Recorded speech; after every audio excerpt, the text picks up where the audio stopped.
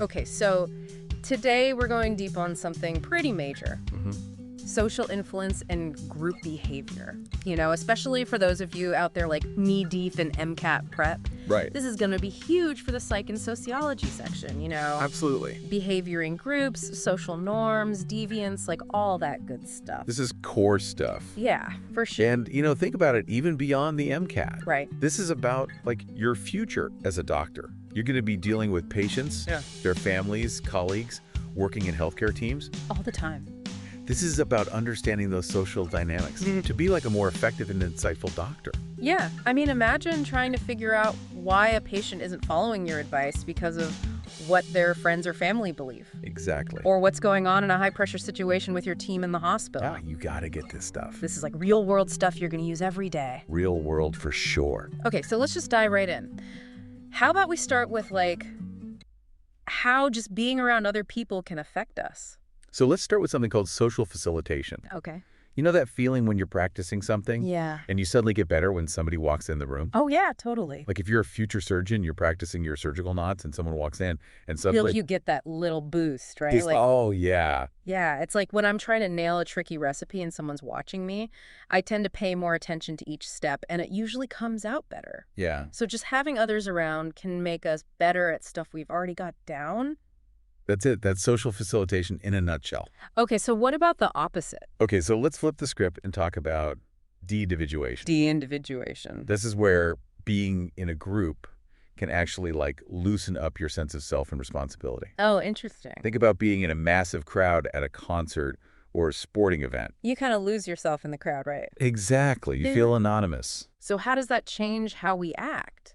Well, in those situations, people might do things they wouldn't even think about doing if they were alone and easily identifiable. Right, because they feel anonymous. Exactly. That anonymity lowers your inhibitions. Makes you feel less accountable. Totally. It's a big part of understanding how crowds behave. So is that connected to the bystander effect, then? Oh, absolutely. The idea that if there are tons of people around during, an emergency, you're less likely to help. It's a classic example and kind of a troubling one. Yeah. Why is that? Basically, the responsibility gets spread out so thin. Right. When there are lots of people around, everyone feels less personally obligated to act. Because they assume someone else will do it. Exactly. And so, weirdly enough, having more potential helpers can actually mean nobody helps. So counterintuitive, right? It is. You'd think more people would equal more help. Yeah, you think so. Is it like maybe people assume someone more qualified is going to step in? That can play a part, but the core of it is that diminished sense of individual responsibility. Okay. It's not necessarily a conscious choice not to help. It's like a psychological thing that happens because of the presence of others.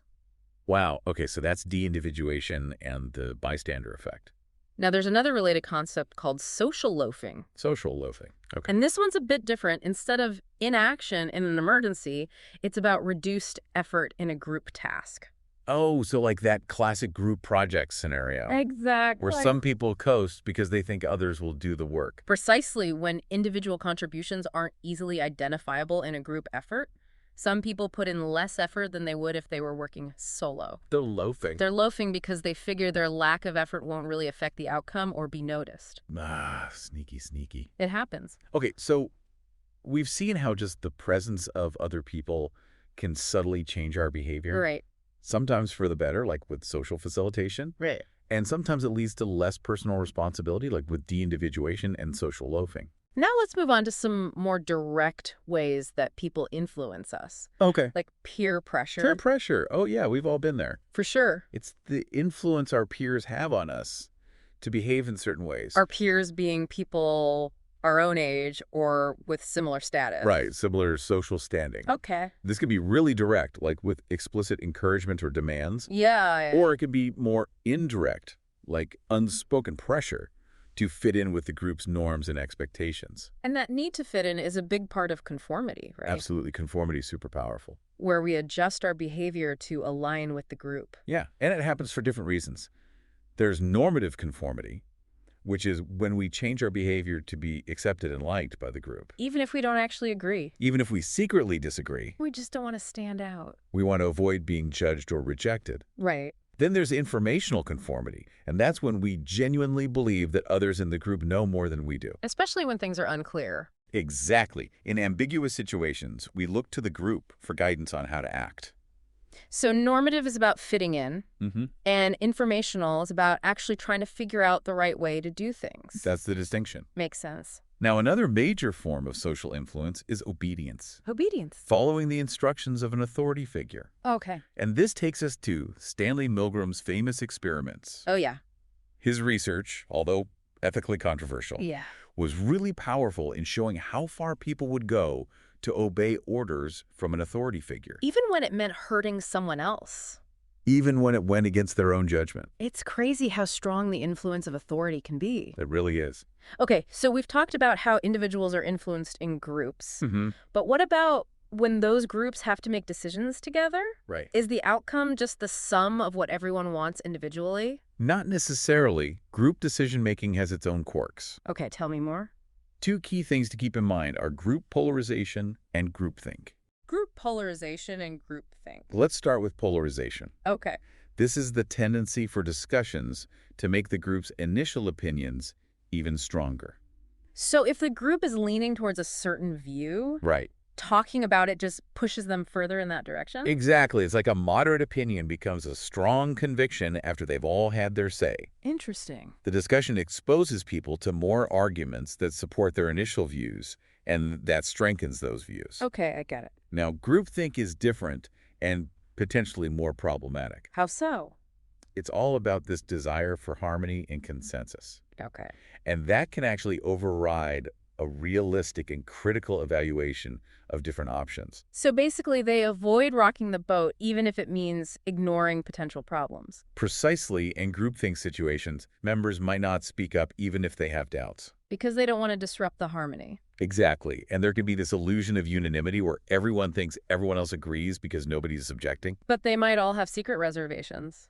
And this lack of critical thinking can lead to some seriously bad decisions. You can think about historical examples where groups made terrible choices even though some members had concerns. Yeah, you can see how group dynamics can really backfire. They can.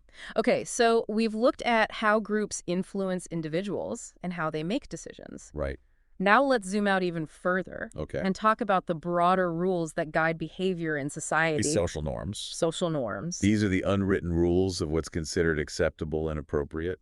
In a given society or group. Right. And they're shaped by culture history and the specific situation. Okay, so these norms aren't all equal, right? Like some are more important than others. There are different levels, like folkways, mores, and taboos. Folkways, mores, and taboos. So folkways are the minor everyday norms often related to etiquette and politeness. Like saying please and thank you. Exactly. Or expectations about how to dress in certain settings. Okay. Violating a folkway might get you a disapproving look. Right. But that's about it. What about mores? Mores carry more weight. They have moral significance. Okay. Breaking a more can lead to serious social disapproval or even legal penalties. So something like laws against theft. Exactly. That's a good example. Those laws reflect a deep moral belief about property rights. Makes sense. And then you have taboos, which are the strongest and most deeply ingrained social norms. Like the untouchables. Exactly. They're so strongly forbidden that even thinking about them can cause revulsion. So what are some examples?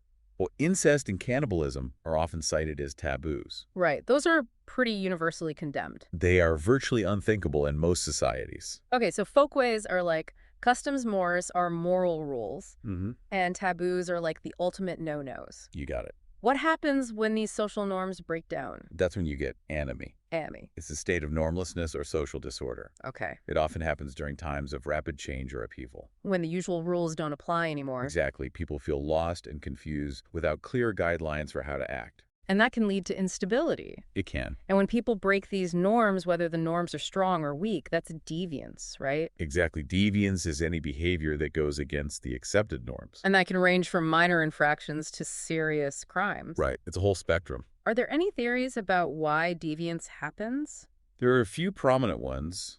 Differential association theory suggests that people learn deviant behavior from others who engage in it. So it's like a learned behavior. In a way, yeah. Then there's labeling theory, which focuses on how society's reaction to certain behaviors can actually contribute to more deviance. So being labeled as a deviant can make someone more likely to continue that behavior. Exactly. It can become a self-fulfilling prophecy. That's heavy. It is.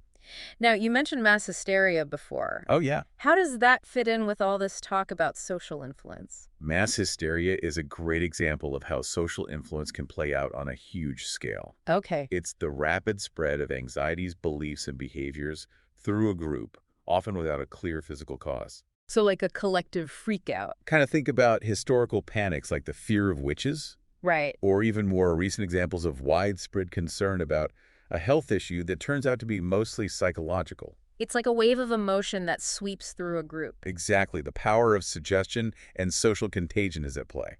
Wow, we've covered so much ground today. We have. Let's do a quick recap for our listeners, especially those getting ready for the MCAT. Sure. We started with social facilitation. How being around others can affect performance. Then we talked about de-individuation. And how it can lead to things like the bystander effect. We also discussed social loafing. Reduced effort in group tasks. Then we moved on to peer pressure. And the different types of conformity. Normative and informational. Right. We examined obedience to authority. Illustrated by Milgram's work. Then we got into group dynamics. Group polarization and the dangers of groupthink. And finally, we talked about social norms. From folkways to mores to taboos. And touched on anime deviance and mass hysteria. A lot of ground covered. All essential concepts for the MCAT, but also for understanding the human side of medicine. Absolutely. So thank you so much for breaking all this down for us. It's been my pleasure. And to all our listeners out there, thanks for joining us for this deep dive into social influence and group behavior. On the Psych Pulse playlist. In our next episode, we'll be talking about socialization and the role of agents. How we learn the norms and behaviors we've been discussing. We'll be exploring the key individuals and institutions that shape our understanding of the social world. Should be fascinating. Now, here's a final thought for you to consider as you continue your MCAT prep and your journey towards becoming a doctor. Okay. How can a deep understanding of social influence and group behavior help you not just on the exam, but also when interacting with patients from all walks of life? That's a good question. And how can it help you navigate the complex social world of healthcare? Lots to think about. Definitely something to reflect on. Until our next deep dive, keep exploring. Keep learning. And good luck with the MCAT. You got this.